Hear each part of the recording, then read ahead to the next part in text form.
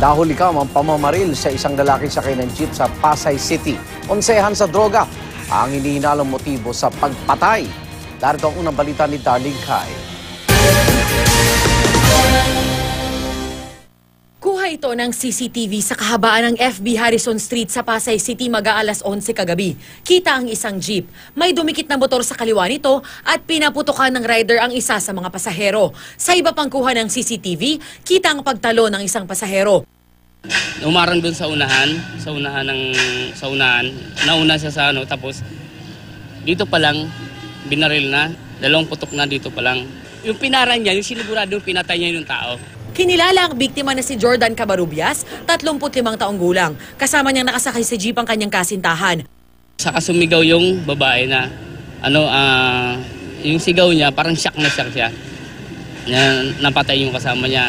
Dinala ng jeep ang biktima sa Pasay City General Hospital kung saan idineklara siyang dead on arrival. Nakuha mula sa crime scene ang 3 basyon ng bala.